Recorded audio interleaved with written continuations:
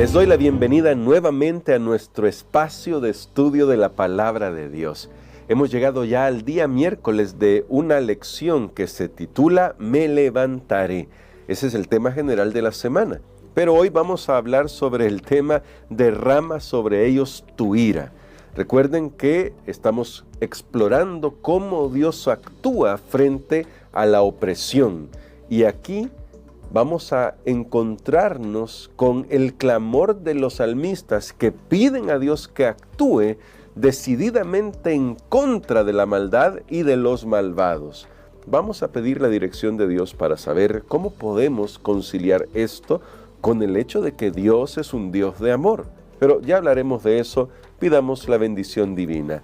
Nuestro buen Padre Celestial, suplicamos tu Espíritu Santo para comprender un poco más de tu carácter y saber cómo podemos acercarnos a ti, especialmente cuando nos sentimos tratados injustamente. Lo pedimos en el nombre de Jesús. Amén. Vamos a ir a algunos salmos y en ellos vamos a descubrir algunos elementos que definitivamente pueden llegar a desafiarnos, especialmente, quiero decir, a desafiar esa comprensión que nosotros tenemos del amor de Dios. Pero de hecho vamos a ver que en realidad lo que piden los salmistas es la manifestación del amor de Dios. ¿Cómo? Bueno, primero leamos algunos salmos. Dice el Salmo 58, versos del 6 al 8 de la siguiente manera. Quiebra Dios sus dientes en sus bocas, quiebra Jehová las muelas de los leoncillos, sean disipados como aguas que corren. Cuando disparen sus saetas, que se rompan en pedazos. Pasen ellos como con el caracol que se deshace, como el que nace muerto, no vean el sol. Ahora vamos al Salmo 69 y ahí vamos a leer el versículo o los versículos 22 al 28. Y dice la palabra de Dios así: sea su banquete delante de ellos por lazo y lo que es para bien por tropiezo. Sean oscurecidos sus ojos para que no vean y haz temblar continuamente sus lomos. Derrama sobre ellos tu ira y el furor de tu enojo los alcance. Sea su palacio desolado en sus tiendas y en sus tiendas no haya morador, porque persiguieron al que tú heriste y cuentan del dolor de los que tú llagaste. Pon maldad sobre su maldad y no entren en tu justicia. Pero a mí, más bien, sean borrados, quería leer el verso 28, sean borrados del libro de los vivientes y no sean inscritos con los justos. Estos textos son tremendos, porque claramente hay dolor en el corazón del salmista. Claramente está pidiendo justicia. Y claro, este es un punto delicado, porque tal vez cuando uno no ha pasado por una prueba tan difícil, no logra comprender cómo el salmista puede desahogarse de esa manera delante de Dios. Claramente el salmista, especialmente en este verso, en este Salmo 69, está clamando por venganza. Él pide que aquellos que lo han maltratado sean destruidos, incluso que ni siquiera lleguen a estar en el libro de los vivientes. Es decir, él pide destrucción, pide que se derrame la ira de Dios. Y esto nos contrasta con el hecho de que en la Biblia encontramos que Dios es misericordioso. Es más, lo dice el libro de Éxodo, tardo en misericordia, tardo para la ira, grande en misericordia, quiero decir. Y ese es nuestro Dios, alguien que se deleita en perdonar, que se deleita en extender su misericordia. Pero ¿cómo es que aquí el salmista se atreve a pedirle eso? Volvemos al punto que estaba tratando de destacar. Es difícil que nosotros comprendamos esta situación si no hemos pasado por una circunstancia similar en la que, siendo tratados de manera injusta, queremos justicia, queremos que se haga justicia. Pienso en este momento en aquellos que han perdido un ser querido por la borrachera, por alguien que tomó un arma y la disparó, por alguien que tomó un cuchillo e hirió a alguien y le quitó la vida. Pienso en esas situaciones y pienso en el llamado a la justicia, pienso cuando son pequeños los que sufren y claro, Cuando estamos en esas circunstancias, un padre, una madre que ve una atrocidad hecha sobre sus hijos, claro que va a querer justicia. Pero entonces, ¿qué hacemos? ¿Cómo podemos lidiar con eso y seguir creyendo que Dios está al control y que Dios es un Dios de amor? Sé que son preguntas difíciles y no pretendo que yo tenga las respuestas para ello. Incluso la Biblia a veces guarda silencio, pero aunque guarda silencio en algunos aspectos, nos va a recordar siempre la palabra de Dios, que Dios siempre está pendiente de nosotros, porque Él mismo sufrió injusticias mayores de las que nosotros imaginamos cuando su Hijo, nuestro Señor Jesucristo, estuvo en esta tierra. Él sabe qué es eso, sabe qué es pasar por estas injusticias. Pero ahora la gran pregunta es, entonces, si Dios sabe qué es pasar por una injusticia, ¿va a dejar que esto suceda indefinidamente? Porque noten lo que está en juego aquí. Si Dios no refrena el mal, si Dios no le pone punto final al mal, entonces es cómplice. ¿Y qué clase de Dios podría ser el que nosotros adoramos que sea cómplice del mal? Hay algunas teologías, yo he escuchado algunas ideas, no podría llamarlas teologías realmente, es una idea nada más que eso, pero lo he escuchado. Hay una iglesia especialmente de la que yo he escuchado esto, no diré nombres porque no es mi intención criticar ni dañar reputaciones de nadie ni de instituciones, pero he escuchado, me lo han dicho a mí, que en el plan de Dios estaba que Adán pecara para que se manifestara la gracia de Dios. Eso suena raro. ¿Cómo es que Dios quería que Adán pecara? No, Dios no quería que Adán pecara. Eso es falso. Dios no quería, Dios no creó a Adán para que pecara, porque este mundo contaminado por el pecado solo ha traído infelicidad a la vida de millones de personas. Cuando Dios creó a Adán, no lo hizo para que pecara. Lo hizo porque Él es amor y porque Él quería darle una oportunidad a la humanidad de decidir. Y lamentablemente la humanidad decidió mal. Pero Dios lo hizo incluso a costa de sí mismo, porque sabía mientras formaba ahí a Adán que un día esas manos que estaba formando iban a tomar un martillo y un clavo y lo iban a clavar en la cruz. Claro, no las manos de Adán, pero las manos de la humanidad iban a clavar al Dios creador en la cruz. Ahora, a veces esto escapa a nuestra comprensión, eso es una realidad. Pero el hecho es de que si Dios permite que el mal siga indefinidamente, entonces es cómplice y Dios no lo va a permitir, Dios le va a poner punto y final.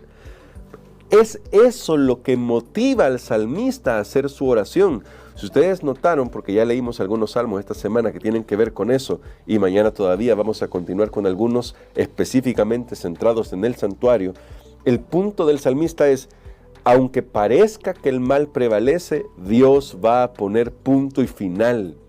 Así que el clamor del salmista nos habla del mismo corazón de Dios que dice: hijos, yo los amo tanto que un día voy a poner punto y final al pecado.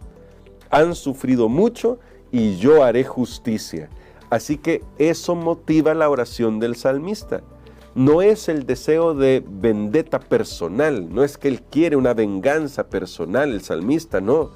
El salmista ve el mundo, ve la atrocidad del pecado en el mundo, ve las injusticias en el mundo, y lo más interesante es que no trata de hacer justicia a él, no, lleva su causa a Dios y le dice: Señor, tienes que levantarte para hacer justicia. Esto ya no puede seguir así, tú tienes que hacer justicia. Y el hecho es que Dios ha determinado un día para hacer justicia. Y está determinado ese día. Es más, cuando estudiamos las profecías nos damos cuenta que desde 1844 para acá, Dios está lidiando con el tema del juicio antes del advenimiento de nuestro Señor Jesucristo, y que todo eso tiene que ver con Dios haciendo justicia. Porque Daniel capítulo 7, donde se nos presenta una escena de juicio, nos habla de cómo, aunque por un tiempo el mal parece ganar porque pisotea incluso a los santos de Dios y destruye todo a su paso, Dios destruye finalmente al mal, reivindica a su pueblo y entrega el reino a su pueblo. Esas son las motivaciones del salmista, que Dios obre justicia, porque si finalmente Dios no puede obrar justicia, entonces no es todopoderoso. Si finalmente Dios no puede traer la justicia a este mundo, entonces apaga y vámonos. No tendría sentido ni siquiera que nosotros tratemos de adorarle, porque no podría hacer nada. Sin embargo, el salmista dice, Dios puede, porque Dios puede, voy a Él para que Él obre justicia. Claro, todavía persiste la idea de, pero entonces, ¿por qué pide que se derrame el mal sobre enemigos? Bueno, porque el salmista está indignado por aquellos que se rebelan abiertamente contra Dios.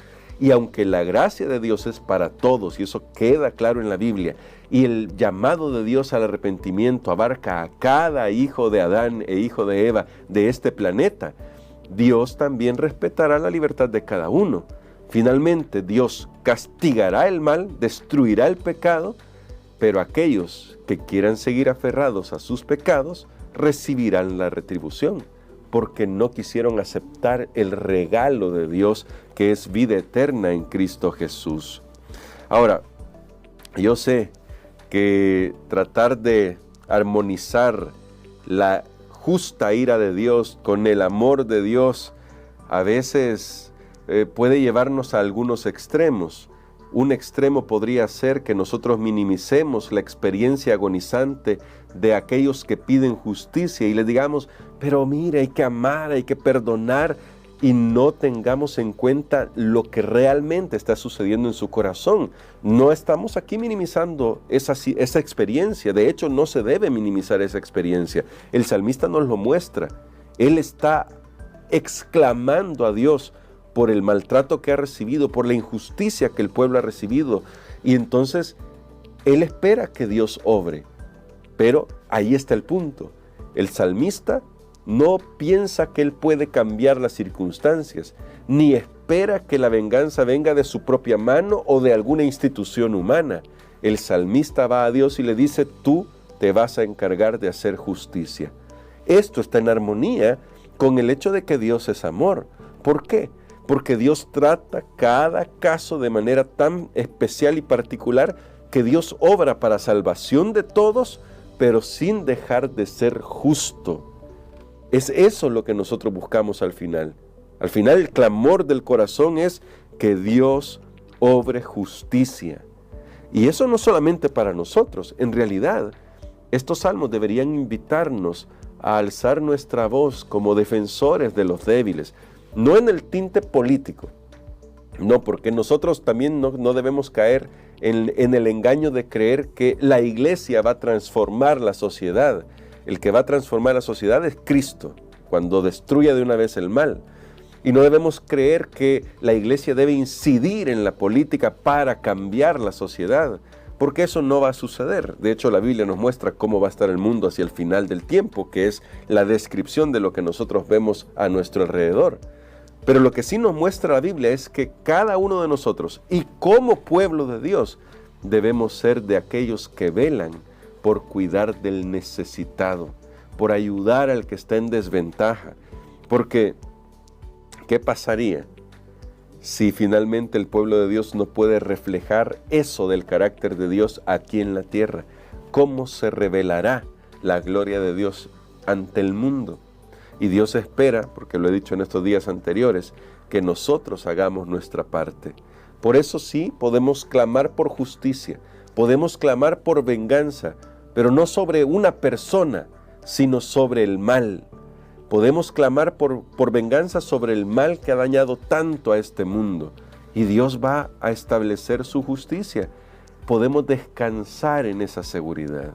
Y yo espero que usted y yo, porque lo necesito también, podamos descansar en la certeza de que Dios siempre obrará con justicia y con misericordia en favor de su pueblo para restablecer la verdad, para restablecer la paz, para restablecer la armonía en este mundo que fue contaminado por el pecado. Después de todo, y termino con esto, nosotros también debemos reconocer que a veces nosotros hemos sido injustos y que necesitamos la misericordia de Dios. Esa misericordia que puede transformar nuestra vida y que puede resarcir lo que nosotros hemos hecho. Y necesitamos esa misericordia también para extenderla a otros sin dejar de lado el hecho de que debemos sentir dolor por el mal, por la injusticia que reina en este mundo, pero con la seguridad de que muy pronto Jesús, cuando vuelva por segunda vez, pondrá de una vez por todas orden, el verdadero orden que este mundo necesita. Que Dios nos ayude a confiar, que Dios nos ayude a esperar, porque al final Dios está al control de todo y Él está trabajando siempre en favor de aquellos que le buscan de veras. Pidamos al Señor su ayuda. Querido Padre, necesitamos de tu Espíritu Santo y suplicamos que por favor tú ilumines nuestras mentes para que podamos aferrarnos a ti. A veces hay circunstancias que nos hacen clamar por justicia, porque queremos, oh Dios, que tú intervengas, pues el mal se ha ensañado sobremanera, no solo sobre nosotros individualmente, sino sobre nuestras familias, sobre nuestros vecinos, sobre la sociedad. Y si tú no pones un alto pronto, a veces nos parece que el mal va a ganar. Pero la certeza que tenemos es que el mal no triunfará, porque ya fue derrotado en la cruz del Calvario. Y muy pronto Cristo vendrá para establecer su reino de gloria, un reino donde todo será justicia, armonía y paz. Oramos porque nos tengas por dignos de estar contigo por la eternidad, en el nombre de Jesús. Amén.